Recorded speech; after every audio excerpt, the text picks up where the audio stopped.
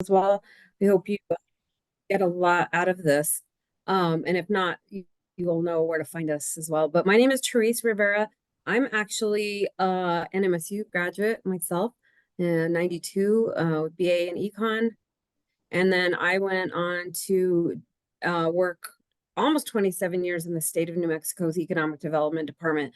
So I have been around business development, startup relocation, expansion, and now working in the getting assistance to businesses on all aspects of government contracting. So I want to kind of just highlight who we are a little bit about Apex Accelerator, just so you know how we exist and why we exist, etc. So I'll kind of just start letting you know about that it's a federal program, and it was authorized by Congress in 1985 under the DLA, the Defense Logistics Agency, as Procurement Technical Assistant Program.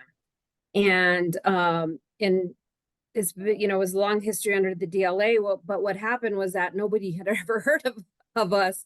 So it was like a really well-kept secret under the DLA, and many contracting officers on the federal level, including the Department of Defense, had never really even heard of us. So part of the reason in 2021, the whole program was moved under the Department of Defense's Office of Small Business Programs, basically elevated our attention and our importance in, what we do to improve the industrial base for the United States.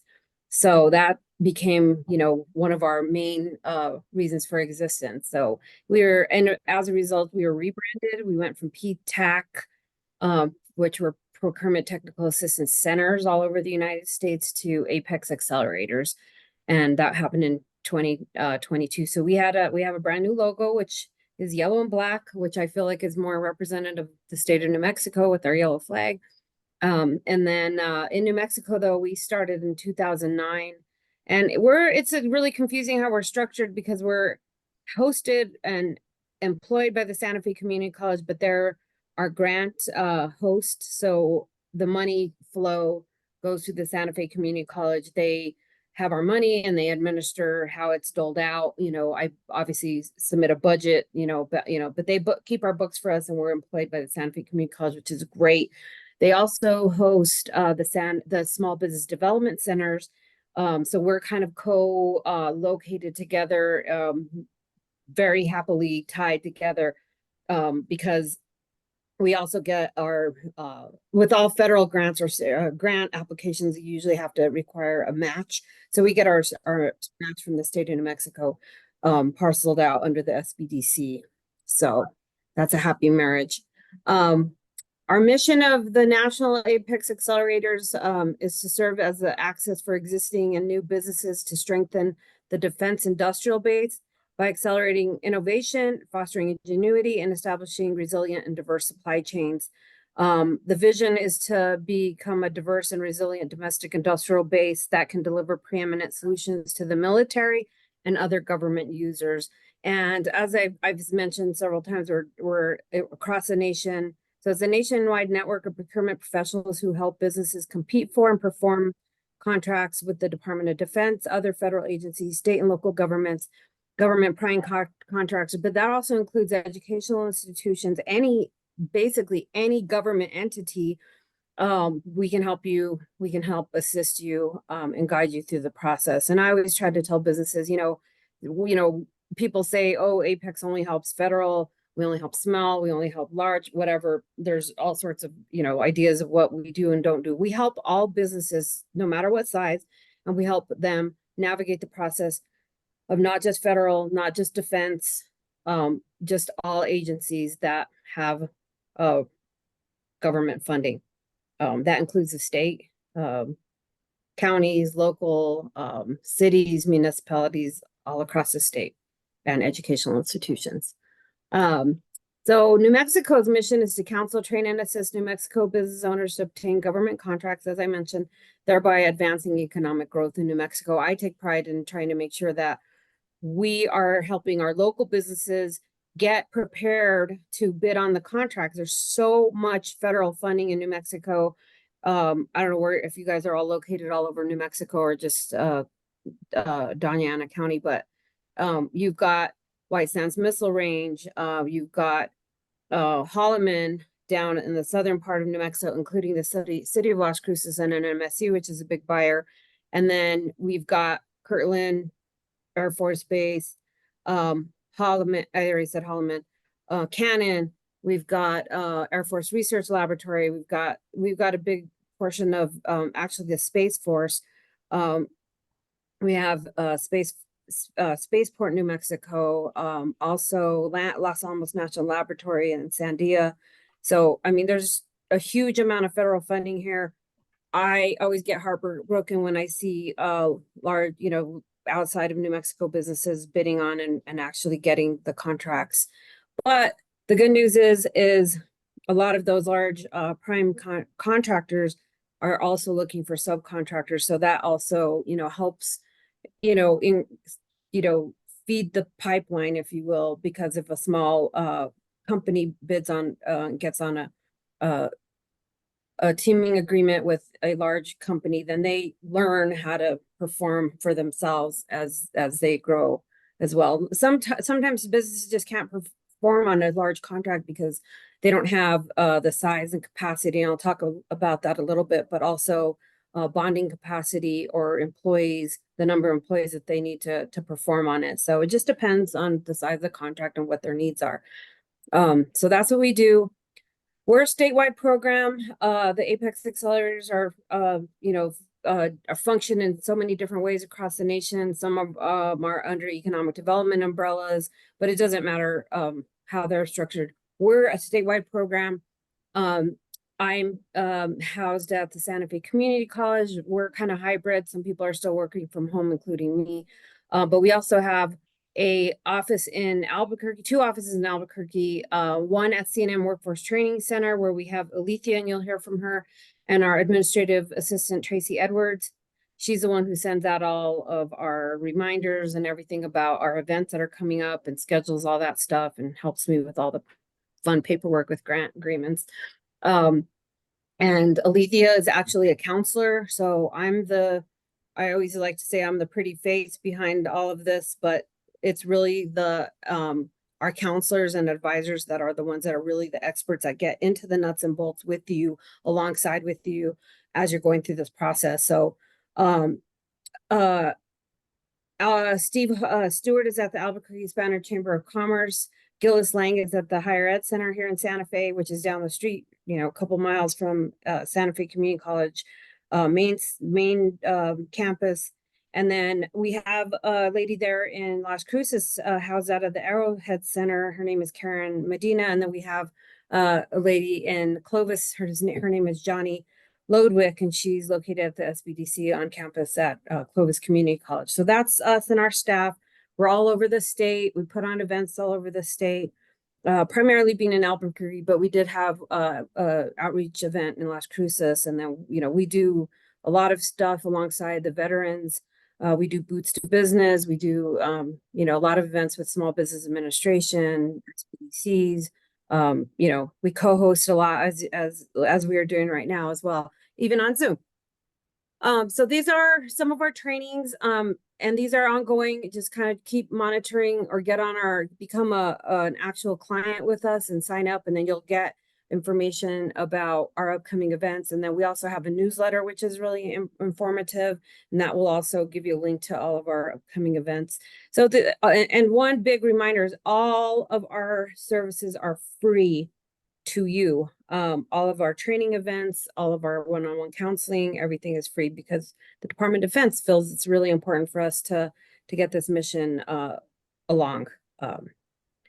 So these are some of our no-cost trainings. Intro, which is a very important one, kind of gets into the nuts and bolts of government contracting. We hold these on Zoom, so these are virtual, so you can and I think we're actually averaging probably these events, the introduction, probably every other month. So keep your eyes out for that next one that we have. Then we have 8A minority certification workshops, disaster recovery procurement workshops.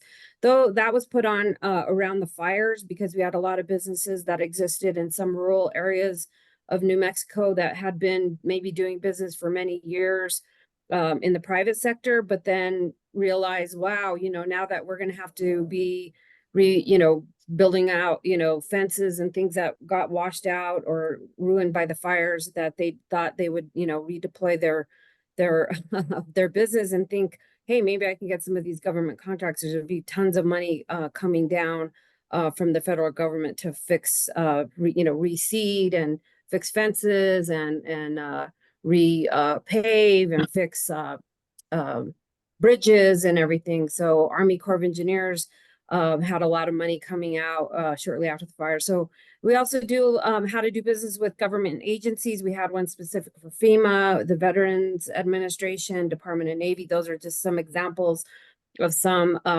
people were asking me, why are you doing one for the Department of Navy? We're landlocked, but actually there is a lot of Department of Navy spend here in New Mexico, believe it or not.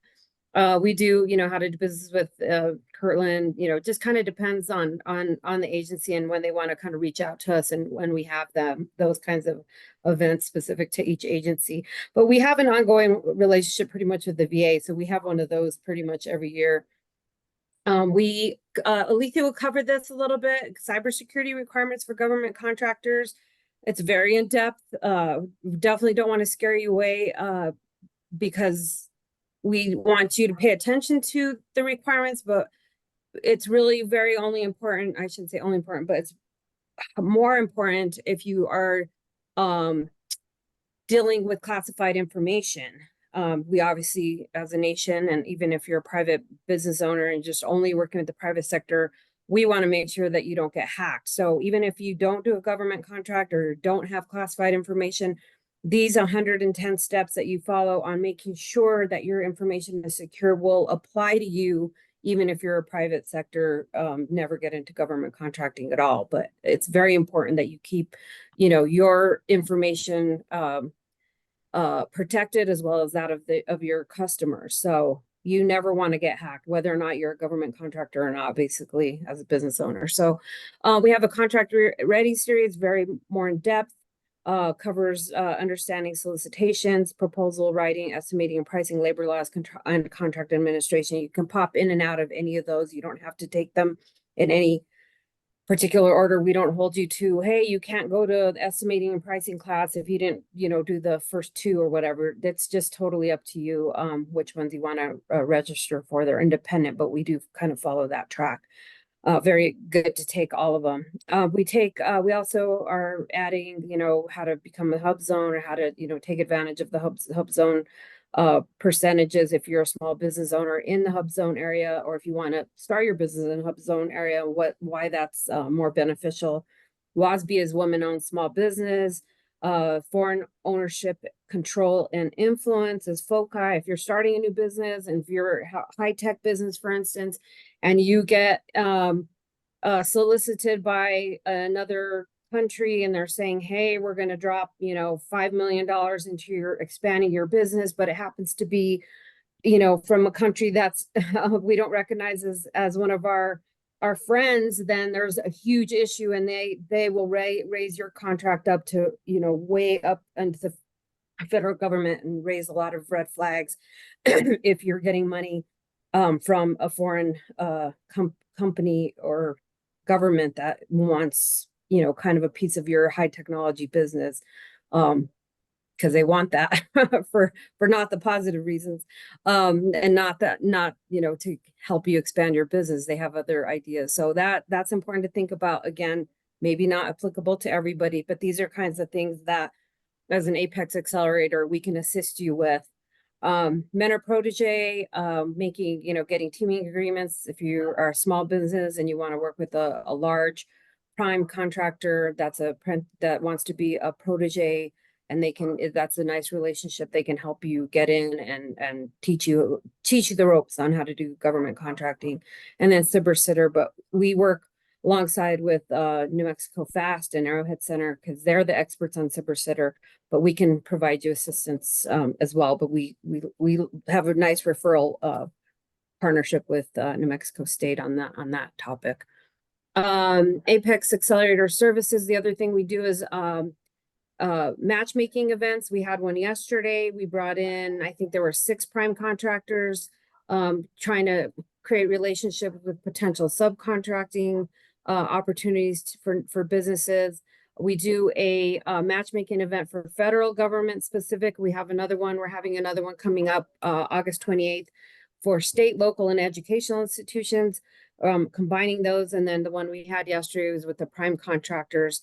And then again, we have one-on-one counseling and advising, sitting next to you, kind of looking at where are you in your SAM registration? Where are you? How, who do you want to contract with?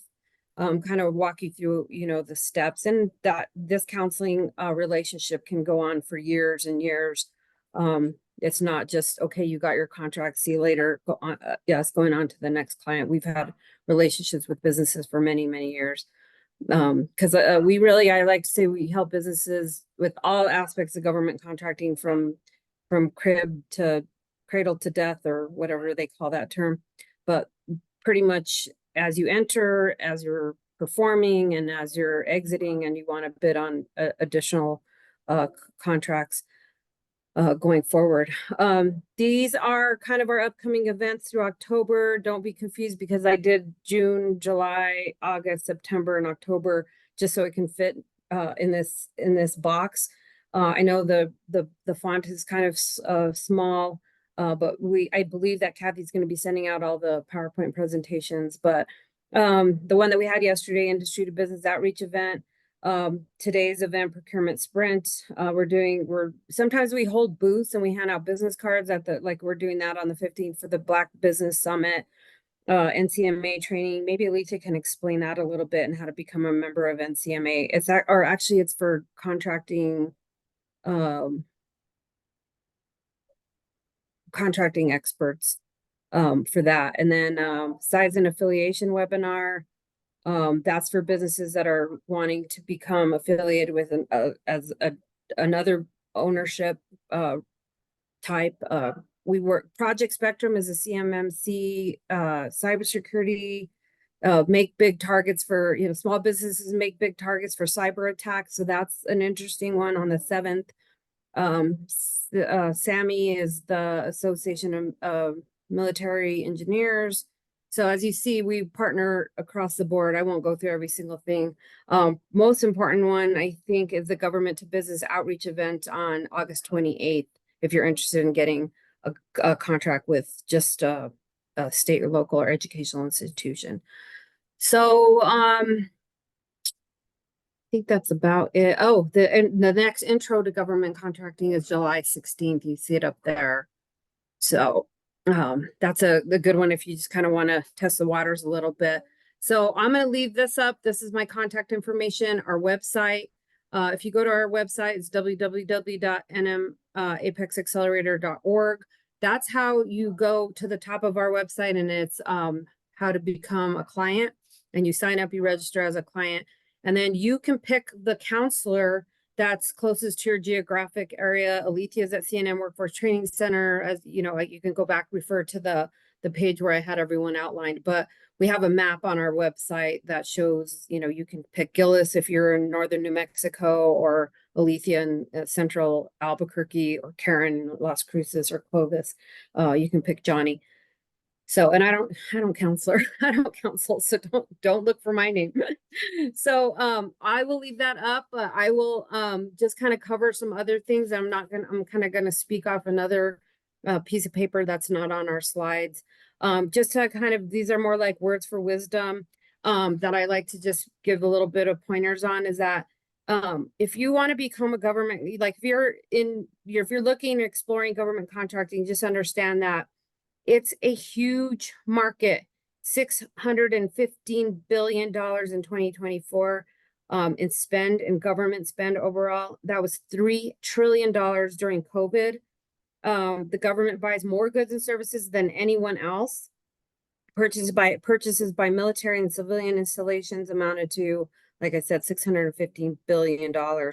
The Small Business Administration works with federal agencies to ensure that at least 23% of all prime government contractors are awarded to small businesses. So there are a lot of set-asides, and this is where my staff is very, very familiar with all the set-asides and how to get these set-asides and get these, all of these prime contractors are looking to make sure, and agencies are making sure that they meet their goals. And these goals have increased from 3%, 5%, and some of them are even up into 12% now. The government, the president, the administration has put out memos that, and he is taking this very seriously, as are all of the agencies, to make sure they meet their small business targets. So women-owned small business of 5%, small disadvantaged businesses, including 8A certified, is 12%. So basically what I'm saying is that agencies have to give contracts to people or businesses in categories so that they can make sure they meet their goals. Small disadvantaged businesses, like I said, 12%. Historically underutilized businesses, that's a hub zone, 3%.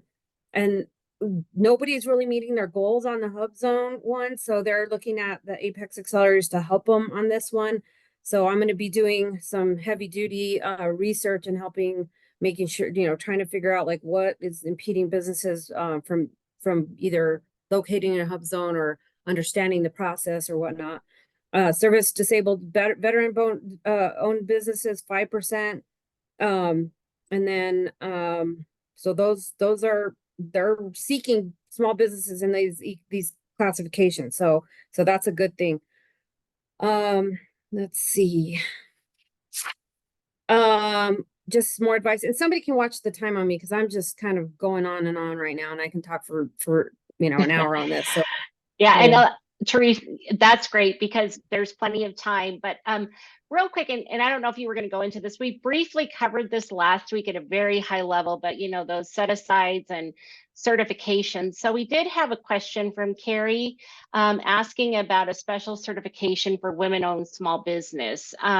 So I didn't know if you were going to touch on that or if you could just answer that question, and I can resend some of the information I sent last week. I'm looking at, I was not looking at the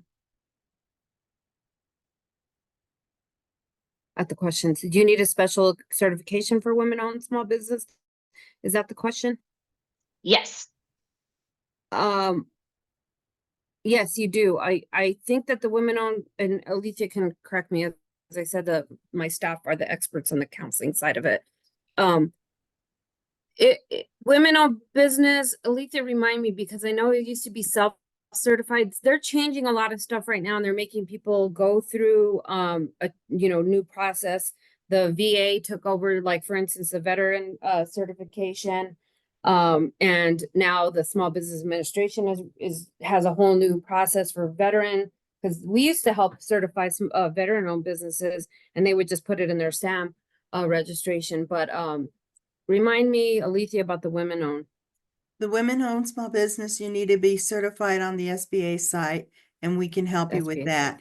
There is a place in SAM that you can check for women-owned small business. However, that's the only one you can check. You cannot check any of the others until you actually get certified. Okay. So it is kind of a self-certification in that you do that check mark yourself, but there's, paperwork that needs to get uploaded into the system for award management. Yeah, I was thinking that was a self-certification. I couldn't remember. Thank you, Alethea. No, yeah, and so I just dropped the website in chat as well.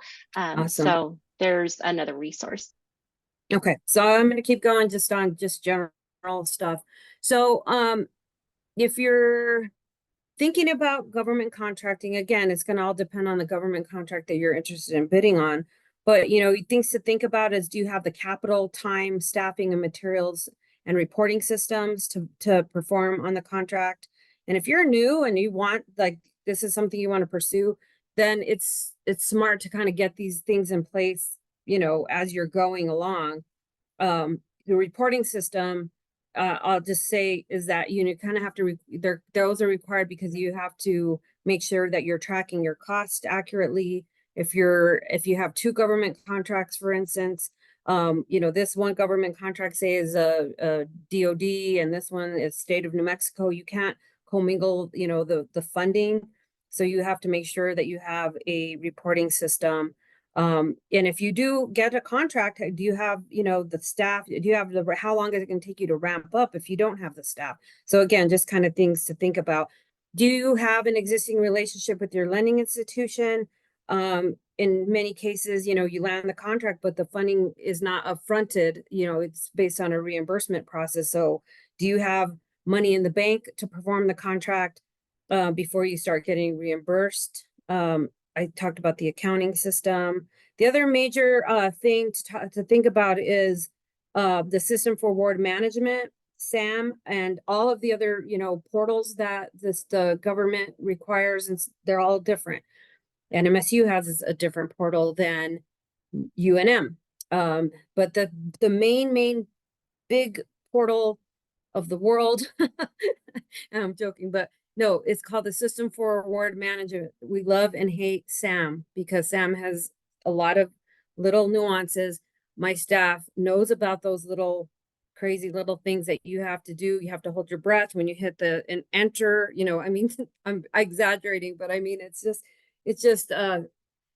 Sam just has little nuances, and we get calls all the time from businesses saying, oops, I did this, and now how do I undo it? The one thing to never ever do is do not go in and register, get a SAM registration, and then you lose your password or you forget how you entered your business, and then you turn around and say, oh, well, I'll just create a new one. You do not do that.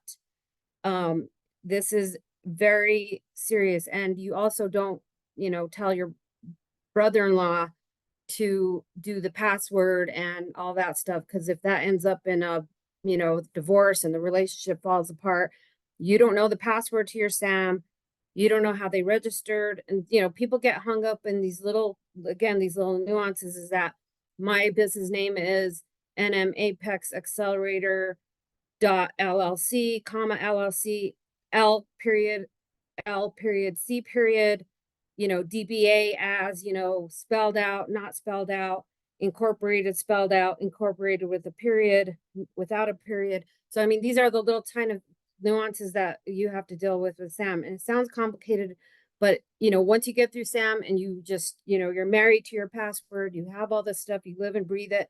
A lot of people get into SAM like every single day and they're searching for stuff, but just be very careful when you initially start the SAM registration process. That's why I have a staff here. They can help walk you through that. A lot of, if you've ever had a SAM, if you say you had a SAM, you know, 10 or 15 years ago, and now you don't remember the password, again, don't try to go create a new one. Come to my staff. They can help you kind of unravel that. And it may sometimes take, you know, some days, and SAM is not, if don't call us and say, oh, I found this great, wonderful opportunity I want to bid on tomorrow. I don't have a SAM because it does take 30 to some cases, depending, you know, you have to upload your IRS information. Sometimes that takes a little while. There's a lot of verification processes involved. So what happened with SAM a while ago was that it was handled under the Dun and Bradstreet, and then that they went to Ernst and Young. So DUNS numbers are no longer. If you've ever heard of DUNS numbers, you need to have a DUNS number to have a SAM. That's all gone away. But the GSA went to bringing SAM in-house, and that was 2 years ago. And we'll just say it caused a lot of headaches for a lot of businesses because everyone had to go back in and recertify. But anyway, we've gone through all of the hiccups with GSA. We work with them. We're the Apex Accelerators. They now recognize how much work we've done with businesses, and now they kind of refer. They don't just kind of refer. They refer businesses to us. If you go to sam.com, you will see Apex Accelerators as a referral. And also another thing to think about is if you type in SAM or how to register a SAM, you're going to get a ton of companies that have advertisements on the website. So make sure you pick the correct one and don't ever fall for that. Oh yeah, let me help you get your SAM registered in 2 days, and it may cost you $3,000 to $6,000. Again, we do this all for free. Also, we talk a lot about, how to market yourself to the government. That's a little bit different than marketing yourself to the private sector. We help businesses with capability statements. That's kind of like your elevator speech. If you're a business owner, if you've gone through any classes with the small business development centers about how to, create a marketing plan similar to a marketing plan, but we can structure them a little bit better to make sure all of your numbers, your NAICS codes and whatnot are highlighted. The other thing about the SAM registering in SAM is that there are keywords that we want you to put in. Like, so we've had a example of a business that was saying, hey, I've just not gotten any opportunities, and I put my janitorial service in the keyword search, and it's like, well, did you think to put janitorial and what's the other word? Just 2 or 3 different keywords, because if a contracting officer is custodial, if the contracting officer types in custodial, you're not gonna be found because they typed in custodial and you only put janitorial. So small little things like that we can help you with. We've had other companies cut and paste the whole entire NAICS code list into their example, or into their description of their business. Like, well, you don't do manufacturing, you don't do engineering, you don't do engineering services. Why did you put the whole NAICS code in there? Oh, I thought that's what I was supposed to do. So no, you want to make sure that you're highlighting specifically what your business does and how. And so we work on industry market, doing market research. You do market research as a private sector business. You want to differentiate yourself between Burger King and McDonald's. I know in just regular business startup, these are a lot of the classes you take, but it's a little bit different for government. We do a lot of market analysis to figure out what agency is buying what you're selling. We can teach you how to comb through all of the different agencies to figure out where they're posting, where their procurement RFPs and opportunities are coming out. Again, it's just a little bit different, and I feel like we are very well versed. My staff is very well versed in how to find these opportunities. I'm trying to think. The other thing I want to talk about is building relationships. Use your networking. What we did yesterday in our G2B, we call them G2Bs, our Industry to Business Day, is that we found that a lot of businesses, it's a name recognition, and New Mexico is small. I know that that in New Mexico, usually many of us are on first name basis with our senators, our legislators. All of our legislators have open door policies. It is easy to go and meet with our leaders, our mayors, and our all of our leaders. It is easy to meet with them, and that is the same with businesses. We all love to work together and share and talk. Best networking opportunities are events that are held by chambers. Army Corps of Engineers had an open opportunity fair. UNM is having an opportunity fair. Department of Defense, Sandia Department of Energy is having an opportunity fair coming up. So kind of look for all of these. We put these on our website as well. These are perfect opportunities. And not only do you find networking with those agencies and the buyers and the contracting officers, but also amongst each other. We found many companies yesterday just kind of talking amongst themselves, and I saw a lot of business cards being exchanged. Hey, a lot of times you don't realize you can team up and you can bid on a contract. So just important. That's important to remember. I think that's pretty much all I have. I think that I haven't, sorry, let me look at the chat.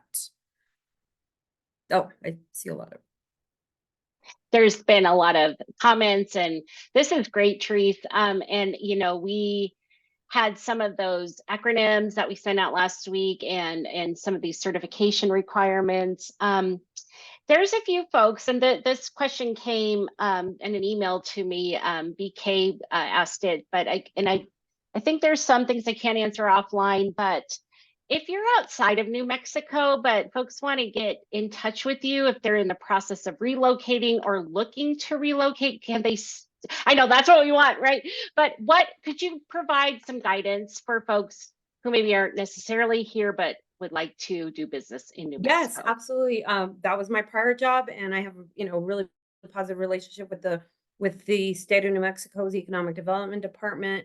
A lot of people have left, but a lot of people are still there. So I know the players there. There are incentives for the type, depends on the type of business you are. There are some incentives to locate in New Mexico or relocate your business from another state into New Mexico. A lot of the incentives that are provided by the state economic development department are related, sometimes to the number of employees you're going to plan on hiring.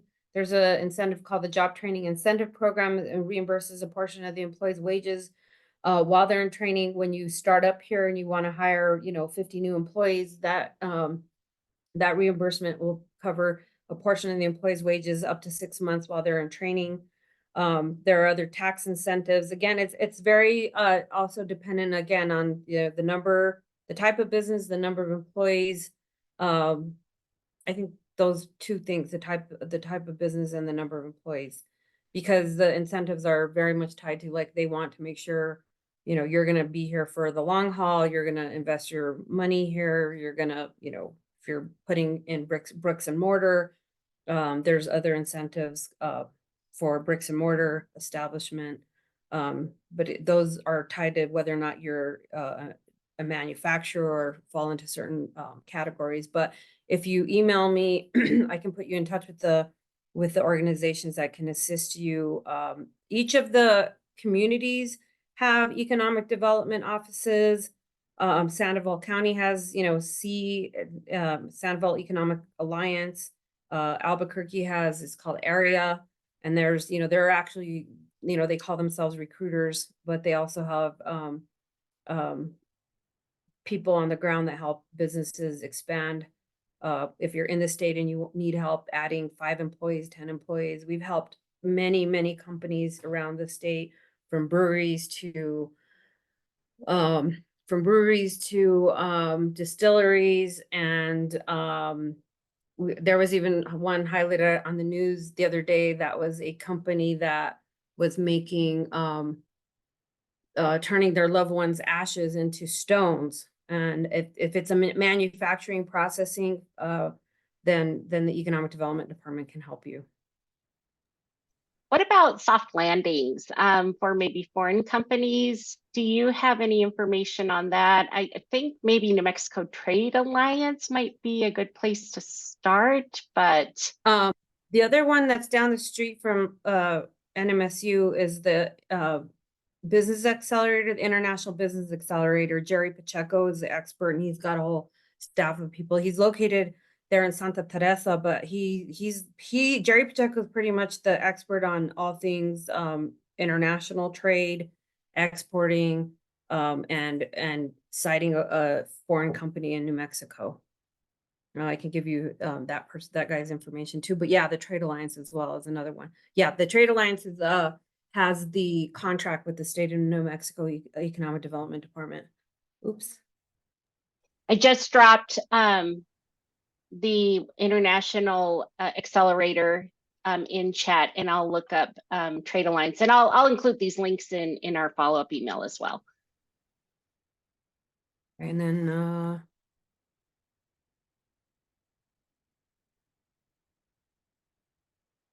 with anyone, I keep accidentally messing up my screen where I was, but the mailing list for the trainings, you can register as a client, and then you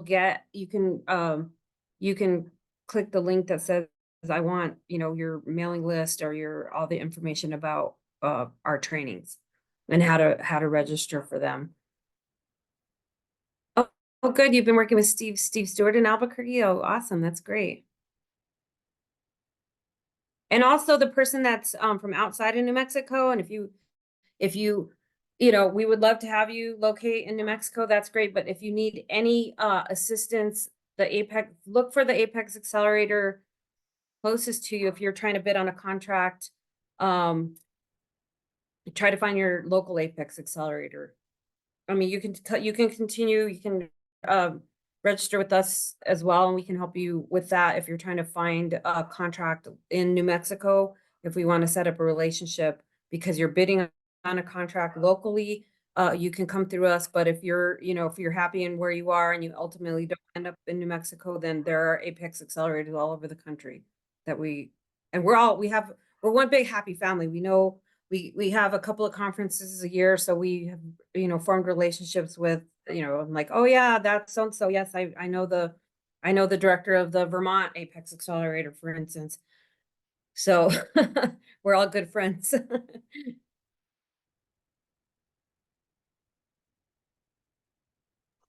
Fantastic. So this would be a great time to come off your microphone, or if you want to put your questions in chat, we can read off of them. But yeah, definitely, if you have any questions, or, what I can say is because of this great relationship we have with Apex, New Mexico Apex Accelerator with that referral process, but we work together closely, and we often refer folks over to Apex because they really are the experts in a lot of this support. So if you had any outstanding questions, it's a great time to ask, because maybe the question you're thinking of, other folks are thinking of it as well. So we'll just give a minute or two for everyone to think of questions.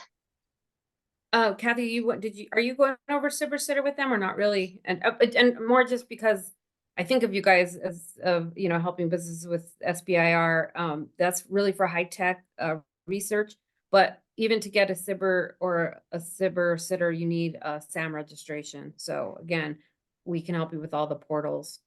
Yeah, we're going to go that last week on a very high level 101. But if there's something that you would like to maybe, talk about as it relates to Apex, because that is where we often, especially folks who are looking into applying for a small business innovation research or small business technology transfer application, you do have to have all of those requirements. And if you need assistance, Apex is great. And Teresa, I really appreciate you talking about how important it is with SAM. And I was talking about it last week. I've seen it where you don't put a period in the right place, or, and it can get solved eventually, but, it just depends on how busy the help desk is, their workload. They're constantly taking in information. So if you feel a little nervous about that, or you just want to, it's like when you're buying an airplane ticket, right? You always want to make sure you get the date and time right, and you're getting everything and I get a little nervous, and so I get keep going over and over it. But if you want some direct support, I think that it's a great way to ensure you're doing it right the first time, so you don't have to go back. Do you have any, I know you talked about putting your brother-in-law, but do you have any suggestions on how to really get that process squared away, and when you should do it? The only thing I would say start at least 90 days before you're thinking about if you found an opportunity and that opportunity is due in 120 days, then make sure you start your SAM process at least 90 days before that. So yeah, if you're unsure, just call on us first before you click something. We also do another advice is before you hit click or hit upload is we also help businesses. Aletha yesterday was helping a business kind of comb through their RFP before they submitted it, making sure like, okay, you missed the whole, this whole section, don't upload it. Because if these, the contracting officers are also very busy as well, and they get tons, it's competitive. They get tons of applicants. if you forget a section, or if you know, don't forget, it's like we say like, well, it says it's due 5 o'clock PM. Well, we've had companies calling us crying, going, I just didn't even snap that was Eastern Standard. I thought I didn't, you know, they're so caught up in the actual, like what they have to do for the capabilities part of it, that they kind of forget some, you know, little obvious things.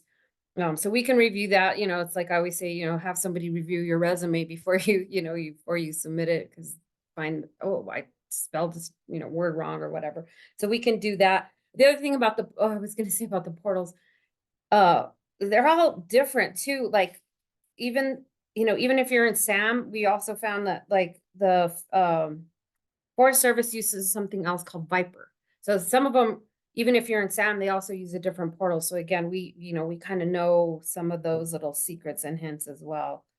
And I'm just thinking of So yeah, questions that start have, early, yeah, right? You know, like treat it like, truly treat SAM like, you know, like it's your will or something like that. You know, really, really, you know, keep your information closely guarded. You know, put it somewhere where only you know where it is, and that you're not ever going to forget where it is. And you know, because we've had that happen, like, oh, my brother was doing it, I have no idea. My brother, you know, unfortunately passed away or something like that. And then you have business owners going like, I have no idea.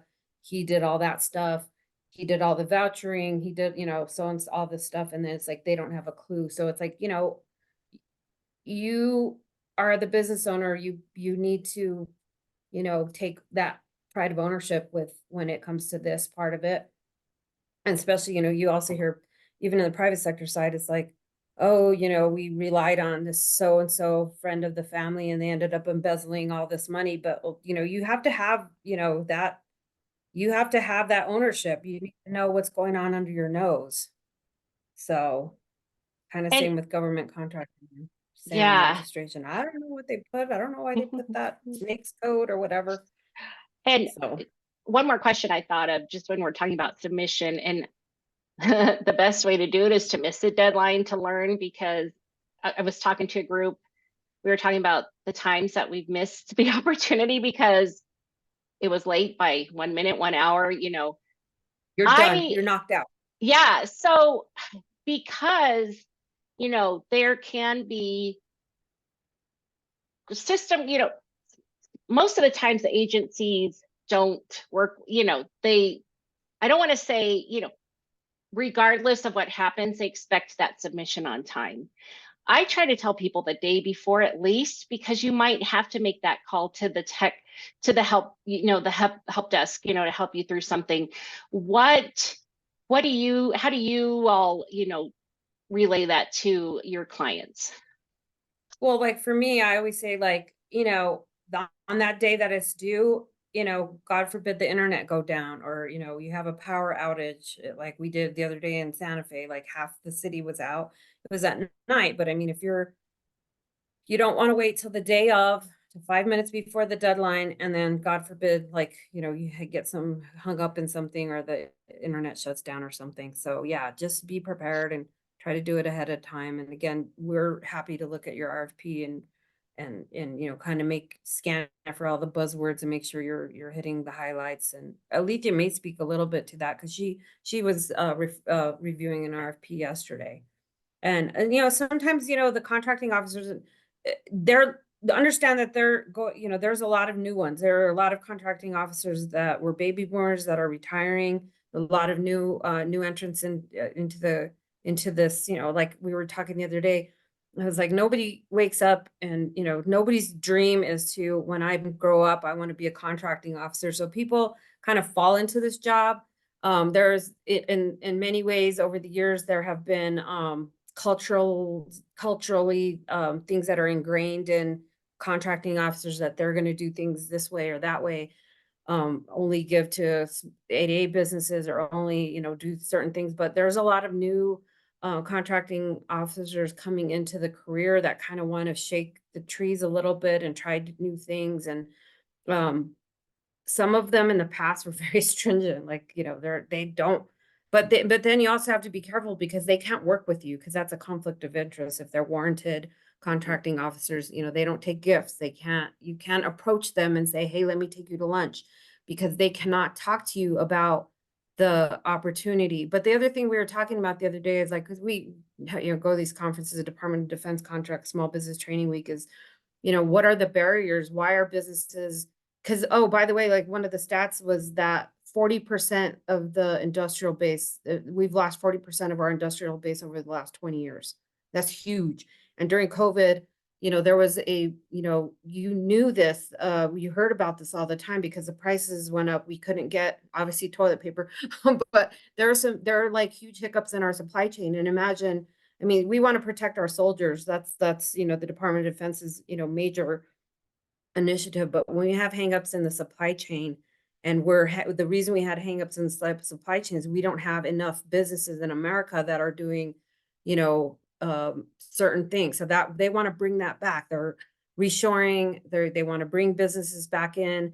So one of the things they were talking about was, I think I was talking about the cultural changes in the contracting officers somewhat, but they put their they don't explain their opportunities very well. So sometimes, you know, that we'll have companies come to us and say, I don't really understand this opportunity. This doesn't make sense to me.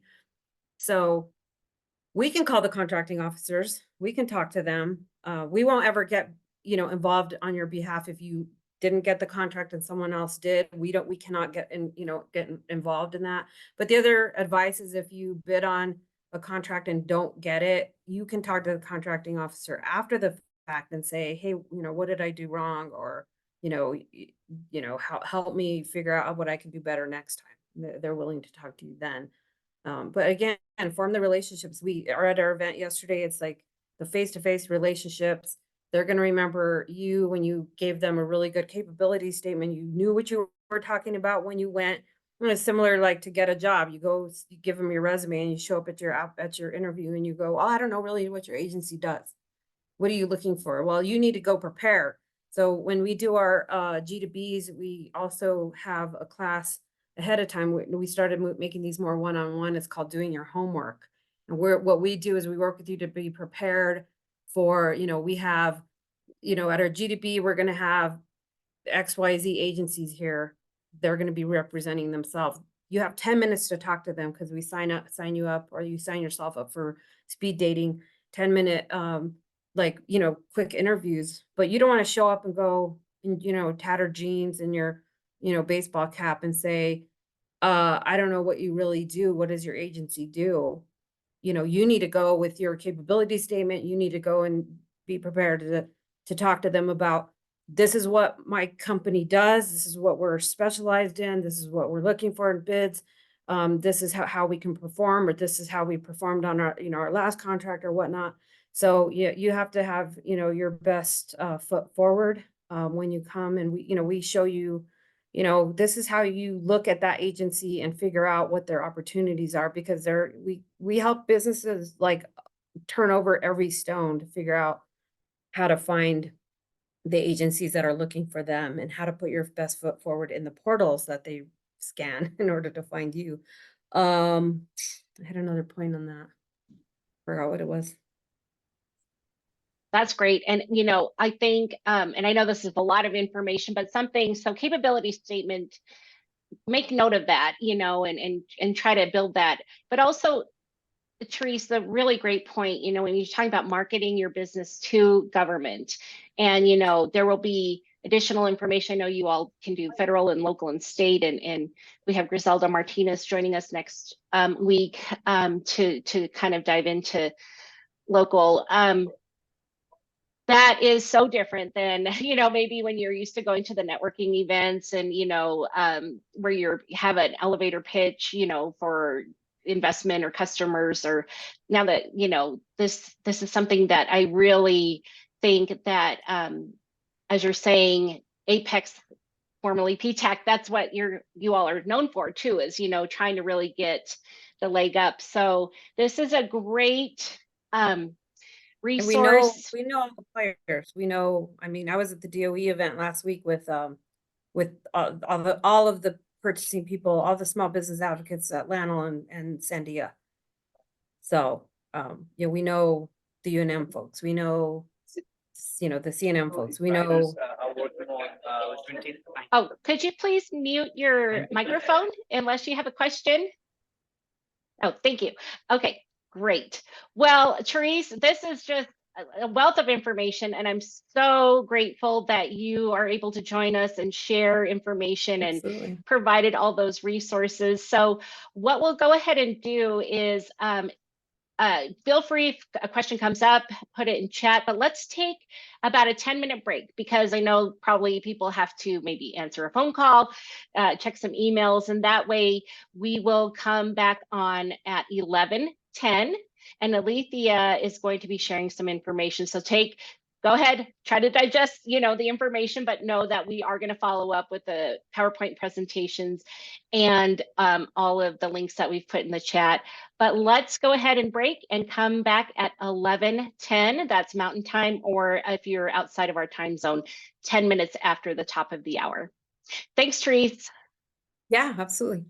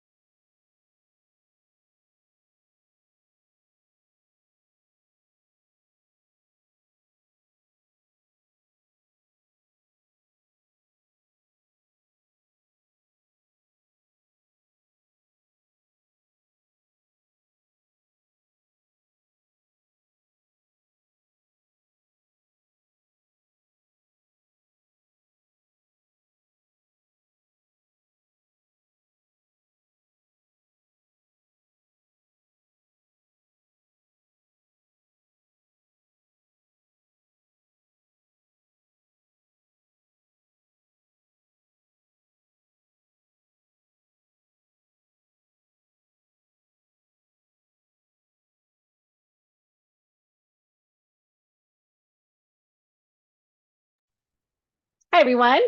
Welcome back. We will resume the second half of our procurement sprint accelerator today. And I'd like to invite Alethea McInerney to introduce herself and go ahead with the presentation. Thank you, Alethea. Thank you. I appreciate it. Kathy, for inviting me to share today. My name is Alethea McInerney. I'm an Apex advisor here in the Albuquerque, New Mexico area. I have 25 years of hands-on experience with government contracting, and I've done cradle to grave, as Teresa's announcing, on what we can do here at Apex to help you.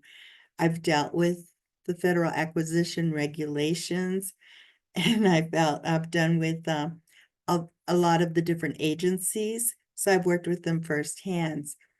But what I want to share with you as an Apex advisor, I've developed and delivered extensive cybersecurity compliance training for small business throughout the state of New Mexico. So even though we can do a lot of stuff, I've kind of taken under my belt cybersecurity. And one of the things is that I want to do is share it with you. There is a lot of information. So please, please don't just throw up your hands and say, this is too much, because we're here to help you. That's what we want to do. And I want to give you resources that are available. So I think my screen now, you can see it again. Yes, thank you. Okay, good. So I'm going to go into cybersecurity, but I want to make this clear. I'm going to go into compliance. I'm not going to tell you how to do it. Okay. That is going to depend on what you're putting together, your systems. All that has to be taken into account. But I want you to be aware. I know a lot of you are just starting and you just don't know where you're going to be spending your money or how you're going to put your equipment together. So right now is the time to understand what the requirements are. So as you pull your systems together, as you're pulling things together, you take these hopefully into account. You will have these slides. There is a lot of information. I do not read from my slides. I go through them. I use them as a guide, so I move forward. If you have questions, please put them in chat. And Kathy, if they come in, go ahead and interrupt me, because sometimes when people just have things on their mind, we can address them then, or I'll let you know if I'm going to cover it later. But I want you to understand it is a lot. Do not get overwhelmed. There are services that are out there that can help you, and we can help explain it a little bit more so that you're not alone. So just keep that in mind as we move forward. So the topics I'm going to go over are the National Institutes of Standard Technology, Special Publication 800-171. Going to go over the FAR, Federal Acquisition Regulations 52204-21, the DFARS, Defense Federal Acquisition Regulations Supplement 252-204-7012, the DFARS Interim Rule, and some of you have probably heard of CMMC. It's a Cybersecurity Maturity Model Certification. And yes, government has alphabet soup, so you can see all these little words here as we go in. So what we're doing and what we're working at to comply with is to protect controlled unclassified information. So when you're looking to set up your company, it doesn't mean you have secret or top secret, because we're not discussing that. That's a whole different level. Controlled unclassified information can be a little part. It can be something that you're dealing with. And hopefully I can make that clear as I go through it. So you need to be aware of it. Controlled unclassified information, that could even be your own company's tax ID. You don't want that out there. Or if you're hiring employees, what about their information? They don't want that out there. That is controlled unclassified information. So keep that in mind. Cybersecurity. Well, it's our computers, it's our phone. What are the threats? Well, we all have heard of ransomware, we've all heard of that. But you know what? The threats go further than that. What about physical loss of equipment? Or what if your equipment fails? I mean, over the last few weeks, our equipment gets updated and it tells me you've got an hour, you've got 20 minutes. And so I've got to be able to time it so I don't lose my information on my system. But that's already being processed behind the scenes. What if my equipment just went down and I couldn't recover? Could I get to my information? Those are things to think about other than the ransomware and all of that, which we want to keep out of your systems. But I want you to keep something in mind. Nothing gets into your system unless you let it. And you're going, well, I don't want to leave it. Let it go. And it's like, understand. That's why understanding how to read an email, how to know what's coming into you, not just opening an attachment from someone you don't know, or opening an email link if you're not sure. Those are things to consider as you move forward. So that's what we're protecting. There was an urgent need that caused this to protect controlled unclassified information, because people were saying, I just have this little part. Why should I worry about it? Well, that little part is part of a big picture. And our adversaries have been great of taking these little parts and pulling them together. And that's why we have to be concerned.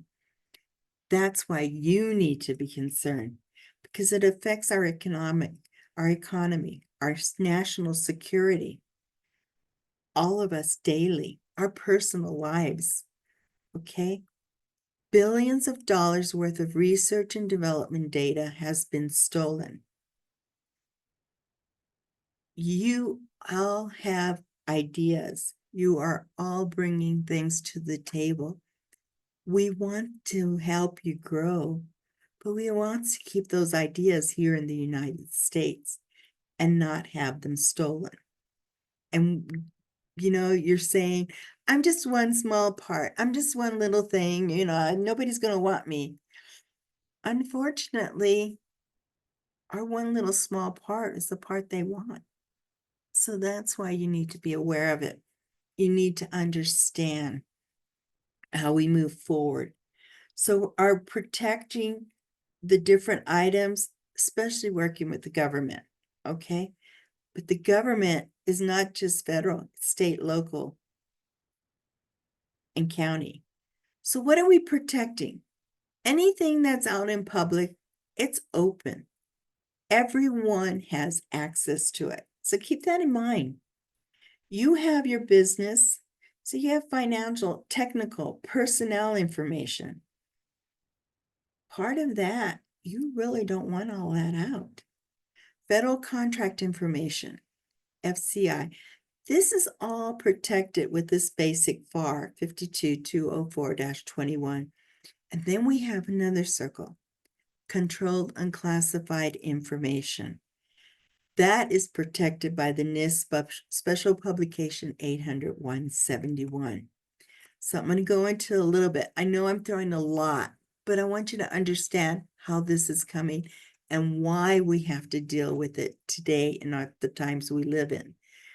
Back in 2010, Executive Order 13556, and you're not going to remember the executive order, so don't worry about it. But the president gave the National Archives and Record Administration, NARA, okay, the task to go see how agencies within the Department of Defense were marking controlled unclassified information that they were giving to their primes. Well, they found out they were not marking it the same. So they came up with a registry, and this is here so you can see it, on how to mark it. In their registry, there are 20 categories.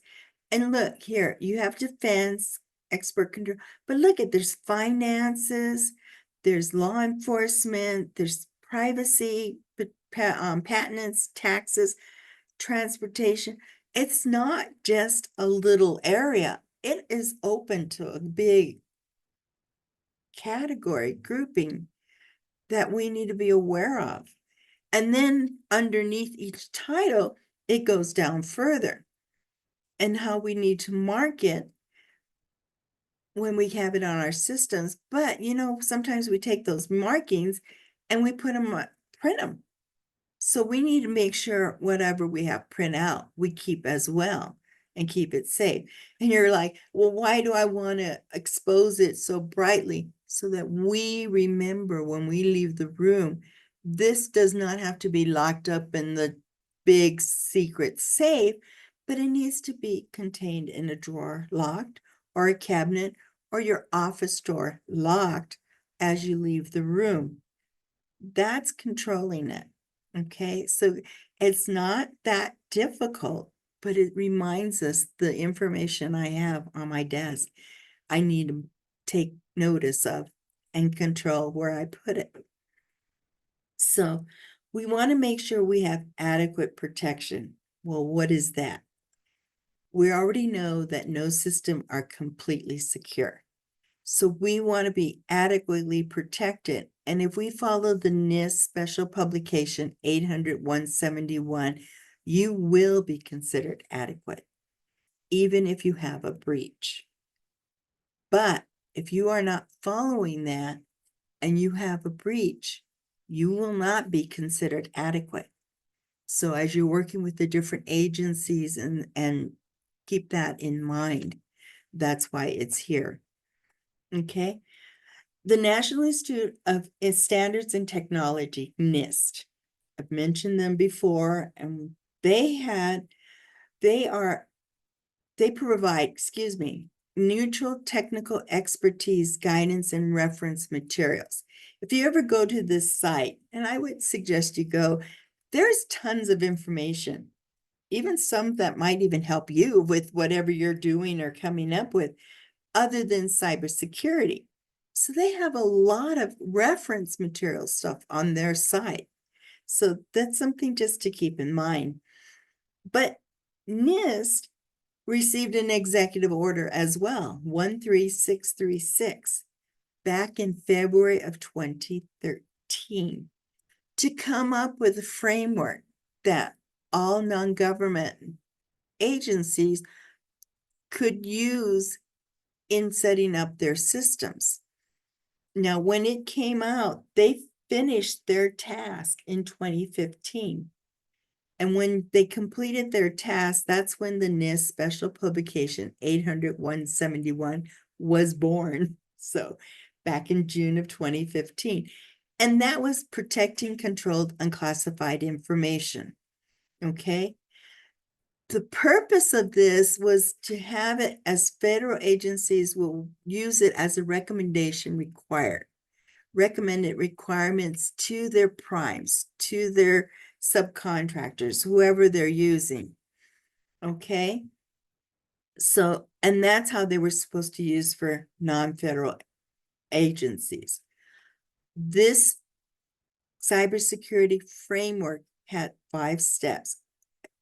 It's identify, protect, detect, respond, and recover. And you can see it continues.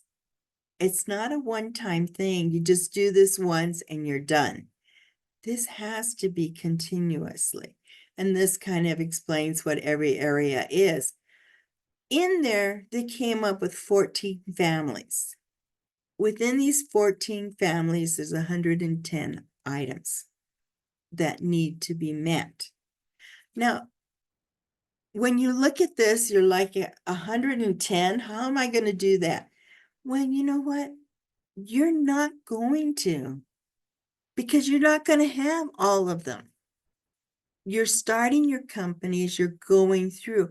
You need to do an assessment on what this falls under and which ones apply and which ones do not. So don't get overwhelmed and say, how am I going to do this? Do it one step at a time. When NIST came out with this, they said, develop a system security plan that has what you're doing. Do an assessment. Assess your systems. And then if you didn't make it or you need to get moving forward in that, do a plan of actions with milestones. When are you going to meet them? How are you going to meet them? That is in the system. Plan of action. Right here. The 3-step process. Okay? Because they know everyone's not going to meet day one and go through and say, yes, yes, yes, yes. It's just not going to work. Even large companies. So what they did, and you're going, well, how do I know if I meet them? Well, they came up with the NIST 800-171. That's the 110. They came up with 210 objectives. These objectives explain how to meet this requirement. And then what I put out here was the FAR requirement, the basic FAR requirement, which is 15 items that meet 17 of the NIST requirements. But as you can see, the basic FAR only hits 6 families within the NIST. So this is the 15 specific requirements are under this FAR.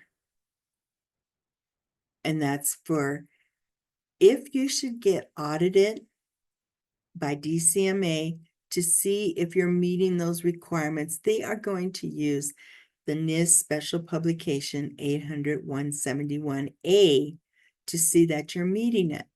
What I did in these next slides is I put the FAR, I put the NIST FAM regulations here, and I put the family here so you know what it is. And you can see when I said the FAR met 17 of the NIST, here it's where it picked up 2 extra in that family. And here we go here. This only says that if you have this requirement, don't think it's the only requirement regarding cybersecurity. There are others that need to be thought about. These next couple of slides I have where you're going to be the FAR requirement. This is how the NIST Special Publication 800-171A will tell you that what it takes to meet this requirement. Now, when you're going through, you need to meet all of these in order to take credit for meeting this requirement. Basically, what this is to control your company computers. And here's the NIST requirement there. Okay, so I just kind of did that so you could see. And each one has a different amount. They all don't have 6 or 7 items to meet. But limit information system access. Well, what does that mean? Basically, if you've got employees, you don't want all your employees in all your HR and your technical. They don't need to be. So firewall them. Make it simple. So if there is a breach, it only goes into one part of your system and not to everywhere. Or when you're signing in and you're going, well, I'm only one person and I only a one-person company. Well, then maybe have 2 logins. One, when you're doing your business type, and 2, when you're doing your work type. Okay, that would be a way of keeping it separate so that everything doesn't go back and forth or hit the whole system. And I have the NIST references. So I do not have all the screens here. This is just so you understand. But one of the things to consider is do a self-assessment. Know what you have. Know what your equipment is. You have your computer, your cell phone. Do you have access to your emails on your cell phone? Can they go back and forth? Do you have to log in when you go on your cell phone or not? Those are things to consider. Now, on here, I have cybersecurity insurance. I do not want you to run out and get cybersecurity insurance. But what I do suggest, some people are thinking, okay, working with the government is too hard. I don't want to do this. I'll go back to state and local, and that's where I'm going to concentrate. State and local do not have the NIST 800-171 in their regulations at this time. But they are requesting cybersecurity insurance. That's how they're covering themselves. So you need to be aware of that. Guess what the insurance companies are using as a guide to see if they're going to give you cybersecurity insurance? They are using the NIST 800-171. And they are asking you to do a self-attestation to say that you are meeting those requirements or wherever you end up. Be careful on how you answer those questions, because by the way you answer your questions will determine your insurance. Should you have a breach, they are going to send an assessor to your company to verify what you gave them you were doing. If they find out you misstated the response you did on your self-assessment, that could make your insurance policy null and void. Just be aware of it. Make sure you have computer files backup. It doesn't have to be extensive. You could be a thumb drive. Some of those thumb drives are pretty good. They hold a lot of data. It could be a terabyte on the side that you unplug once you buy and put it away. But verify. Upload those files. Test them. Make sure you can get them back. Companies that had to pay ransomware thought they had their files all backed up. And when it came time to use them, they couldn't pull them out. They were worthless. So you don't want to be in that situation. Another thing is train your employees. Just like I said, they're your first line of defense. Just like yourself. Know what you're looking for. Know what emails are coming in.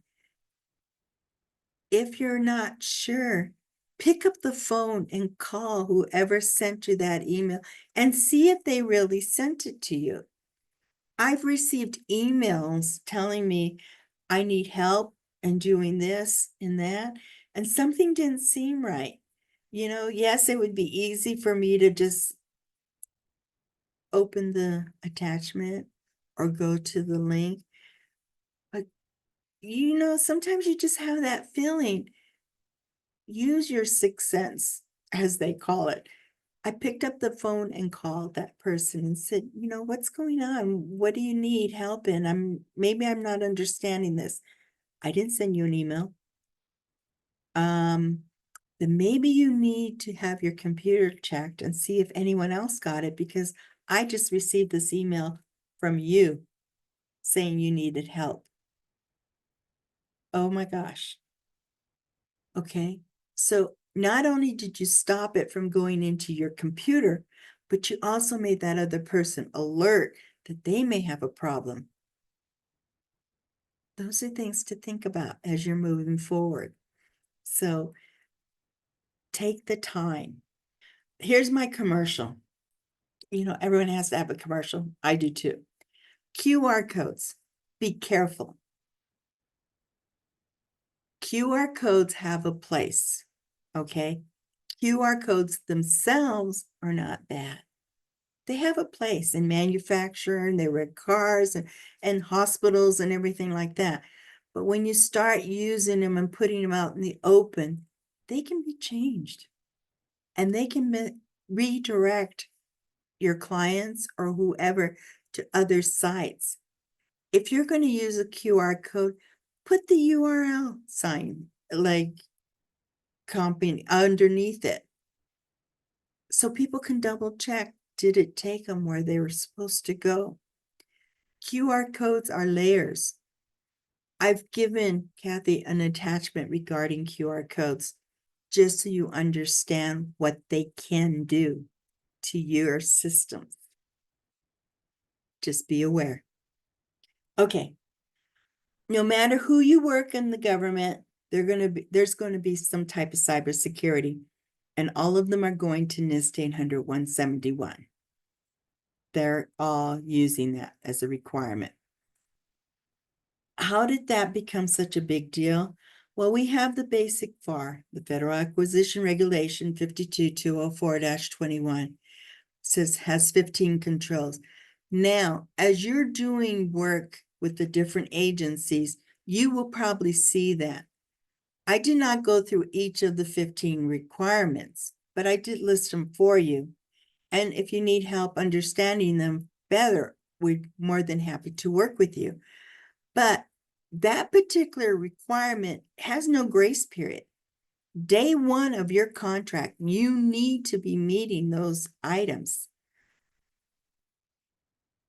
So don't get that confused just because those items are included in the NIST that you can wait. Because if you don't meet them up front, you could have a potential false claim act. Okay. The NIST 800-171, just a quick recap. NARA received their executive order in 2010. They completed their task in 2012. NIST received their executive order in 2013. They completed their task in 2015.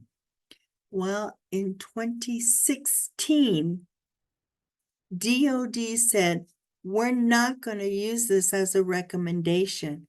We're going to incorporate it into our DFARS. So DOD incorporated this requirement into their DFARS in 2016. And that's when it made it a DOD requirement. Okay. So that's when those controls became a requirement. This DFARS here has other requirements in it. But here is when they had the DFARS to be complete, and that they have it to comply with R2. And I'll explain why that's important in a minute. But the deviation came out because it wasn't specified. It was just NIST 800-171. Well, here's the R2. And that's what I'm going through today. Okay. But also in that requirement, there is a requirement that within 72 hours of discovering an incident, that you need to have reported on this site. So if you have that DFARS in your contract, you need to have access to this site, because if you wait till an incident occurs, you will not make that 72-hour requirement. And this is how you get that access. And there is a fee, so be aware of it. Okay, these are examples of incidents. I'm not going to go through them in detail. They're there. But if you decide, I'm not going to put all this, I'm just going to put it in the cloud, your cloud server needs to be FedRAMP moderate baseline. And then I've got the link there and how it should be. So those are things you need to consider. If you're not going to hold everything on your computer and you're going to use a cloud service provider, it needs to be FedRAMP moderate. And there's a whole list. And then if you decide to use a company that is not certified as a FedRAMP moderate, need to be aware of this. You will then be responsible for that cloud service should there be a breach. You will then be responsible for making sure that they are following those requirements, and there's a whole list of them. So be aware, should somebody say, well, I'm not FedRAMP certified as a cloud service, but I can do everything for you and I can do it at the, be leery, because then you are taking that responsibility. So you need to be aware of that.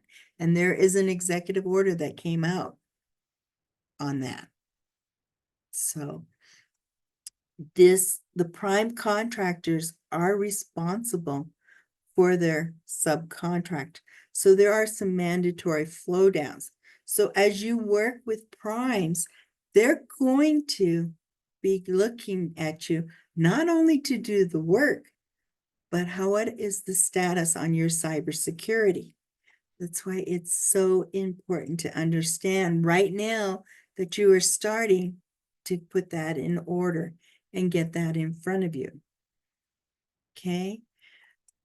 Because as you work with them, if there's a breach or terminate, there could be past performance issues or possible false claim allegations.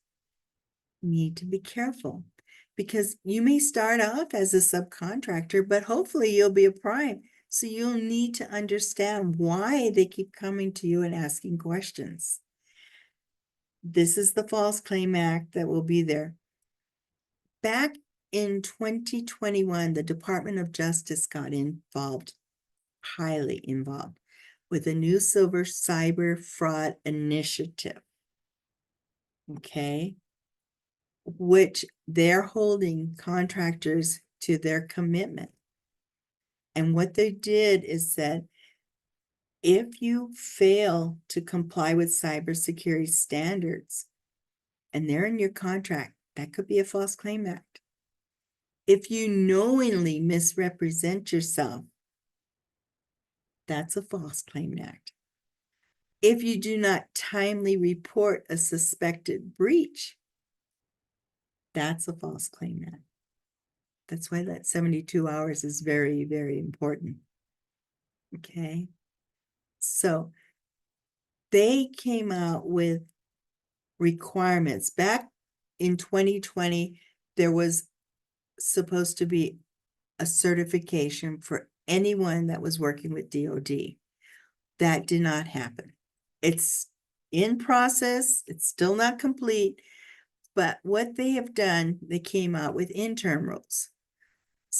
252-204-7019 says you will do a self-assessment now, and you will put your score in the SPRS system, Supplier Performance Risk System. Okay. And then they added this DFARS that says the government has the privilege and the right to go into your facilities and speak to your personnel to see that whatever you put in here, you are meeting.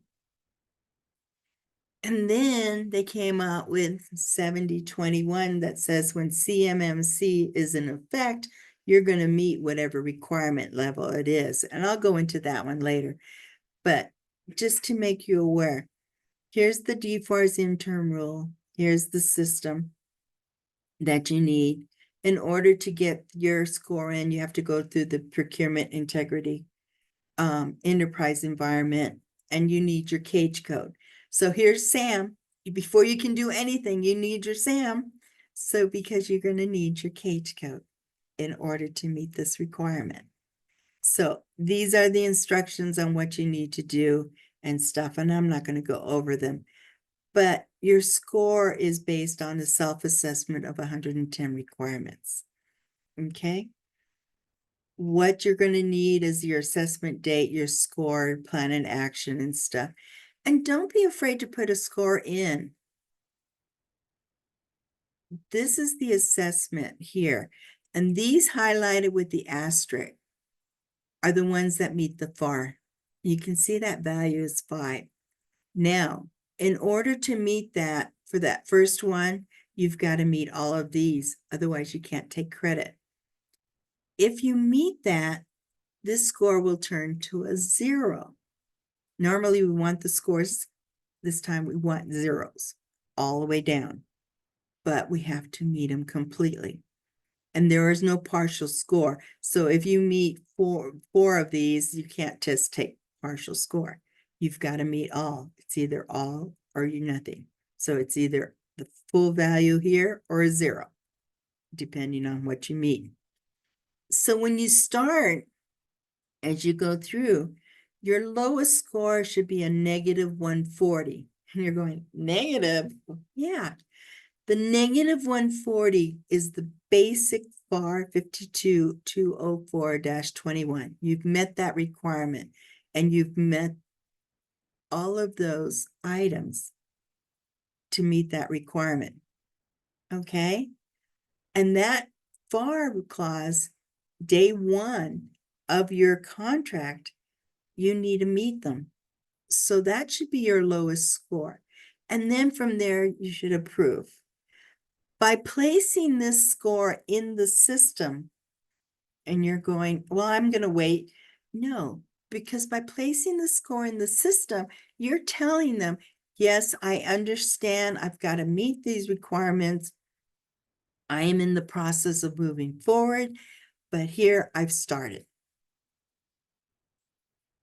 So if they're looking at you versus another company, and there is no score for this other company, and you're in the system, guess what company is going to get the work? This one that's in the system.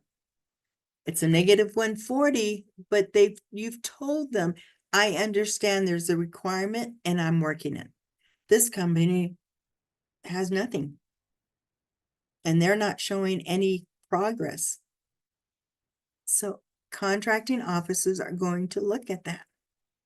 Keep that in mind. Okay? So don't be afraid of the negative number. Be afraid of not having anything in there. Okay. Now, Cybersecurity Maturity Model Certification, CMMC, rose its ugly head in 2020. And let me go through this again. We had 2010, NARA finished their work in 2012, 2013, NIST got their executive order, excuse me, and finished in 2015, 2016, DOD incorporated into the DFARS. In 2019, GAO did an audit. And they went out to the companies to see if they were meeting those requirements for cybersecurity. And we as industry failed. We were not meeting them. So we were still bleeding. So our information was still getting out there. And we needed to stop that. So when they came up with this originally, everyone, no matter who you were going to have a certification. Okay. Well, everyone pushed back, especially the small companies that weren't handling high levels of CUI. So sensitive, unclassified information. So depending on what you're doing, this is the model that's out there right now. Is this the model that's going to stay at the end of the year when the actual finish the review? I do not know. But this is what it looks like right now. Level 1 is your self-assessment. Level 1 is those 15 items that meet the FAR requirement. Level 2 is the 110. That's the NIST 800-171. Now, in level 2, some of the companies are going to do a self-assessment, and some of the companies are going to need a third-party assessment. Who, when, I don't know. It's going to depend on what you have and what type of work you're doing. This self-assessment here is an annual affirmation. Okay, so whatever your score is there, but remember, if there is a breach and you self-assessed one way and you weren't doing it, you could potentially put yourself up for a False Claim Act. There have been False Claims Act out there, and the government is charging the companies big money. Level 3 is if you need a higher level. Once you get that third-party assessment, then the government will do the assessment on this. Is it going to be the complete 800-172? I don't know. Is it going to be part? We don't know. Right now, we're concentrating on level 2. This third-party assessment is looking to come out probably by the end of this year, first quarter of next year. But you can't wait. The requirement is in place today to meet the NIST 800-171. And before I go any further, I just want to explain, depending on who you're working with, DOD has put that they're using R2. R3 of the NIST 800-171 is out. No other agency has locked into place Rev 2. So Rev 3 could be, you could be affected by Rev 3, okay? Don't be afraid of it. Call us at Apex. We're going through, we're learning about it, we're trying to figure it out, and we're right there with you. So, but if you start with the NIST 800-171 R2, that's going to start you moving forward in securing your systems and having all that in place. Yes, there's going to be some tweaks and some changes. I don't want to confuse you any more than you already are overwhelmed. Okay, and I understand that. We're running out of time. There's more slides here, but what I want to show you is there's some references. There's some links here, so you understand where I'm getting my information from. So if you have questions, you can look them up for yourself, or you can call us. We're here to help you go through it. One of the things is Project Spectrum has a site that you can go through and help you do your self-assessment. They have questions and answer. That site is free. So there are things there. There are resources out there for you. And then as you go through here, there's my contact information. So if you have other questions, or as you go through these slides and something comes up, please let me know, or let any Apex advisor know, and they'd be more than happy to help you. I've gone through a lot. I've thrown a lot at you, but we need to take it in little chunks and move forward. So right now that you're getting ready to buy or invest in your systems, keep these in mind and see how you're going to meet. Start with the requirements from the basic FAR, the 52204-21, and then work yourself up, because that is the basic requirement. And that requirement needs to be met day one of your contract. Okay, I know I've done a lot. Don't pass out, I hope, but go forward. Kathy, are there any questions? I don't see any in chat, but I just want to reiterate that those links are live, and this may not make sense right now, but setting you up for success as you're responding to opportunities and getting in all the habit, you can refer to these slides. BK, I see you have your hand raised, so please go off mute and feel free to ask your question. Good evening, everybody. My name is BK. I'm CEO and founder of Panel Impact, a software, AI software startup in clean tech space. I'm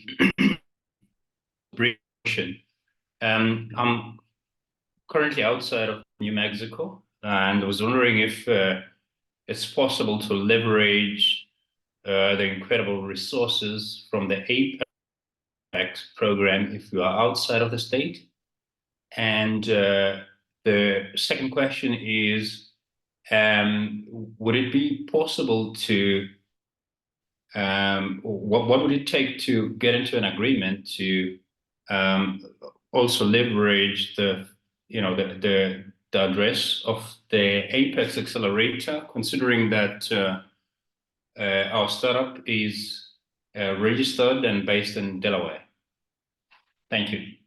Hi, BK, this is Teresa. I saw your email and I answered your email already, but basically, no, we are unable to, since we work with a cooperative agreement and we're housed at community colleges around the state, we are unable to form that partnership for co-locating with the private sector business, unfortunately. But as far as our services go, we, I said earlier, if you want to try to reach out to your local Apex Accelerator in the state in which you're located, but it sounds like if your company is, I don't know that you said where you were physically located, but you're incorporated in Delaware. Are you in Delaware? What state are you in? Are you out of country? Oh, I'm currently in the process of immigration, so I'm outside the country. Oh, okay. Yeah, we can, assist you with services, but we like to refer businesses to their closest Apex Accelerator. But yeah, we can't have you, share an address with us by any means. That's why, yeah, and BK, there in the follow-up, there might be some soft landing opportunities, and that is a process that I am not familiar with, but I wanted to share some of those, so I'll follow up in an email. But also, they sometimes the Arrowhead Center has and I put out an email to our Arrowhead Park director to see if there's other resources we can send to you. But as far as the address question, but we'll include an incubator. those. Kathy, maybe an incubator? Yeah, that's But another thing. But yeah, we've dealt with this question before. I'm not the expert on it, so our Arrowhead Park executive director sometimes can provide additional resources, so that will come through in a follow-up email. Brilliant, thank you very much. We're more than happy to sort of like delay, the application process until everything has settled down. So, but anyways, thank you very much for the insights. Perfect. Yes, you're welcome. Okay, so we have 2 minutes left. If you have any questions while I'm just talking about what we're going to be looking at next week, feel free to insert that in the chat. But we want to thank Teresa and Alethea for this great wealth of information. And like I said, the slides and resources will be, and the recording of this presentation will also come to you in an email. Next week, Griselda Martinez from Haciendo Strategies will really take you through some step-by-step local and state contracting. So having an introduction there, tips on creating a competitive packet based on those requirements you'll find in the opportunities and then some examples that she has to share. So it's a great opportunity for everyone to meet back next week, and Griselda will have a great presentation for us and a chance to ask her questions. So with that, we'll conclude this week's session. As always, feel free to contact me with any follow-up questions, and you'll have Therese and Alethea's contact information in those slide decks. Thanks, everyone. Thank you. Have a great Thank day. you, Kathy, for putting this on. Great. Sure thing. Bye-bye.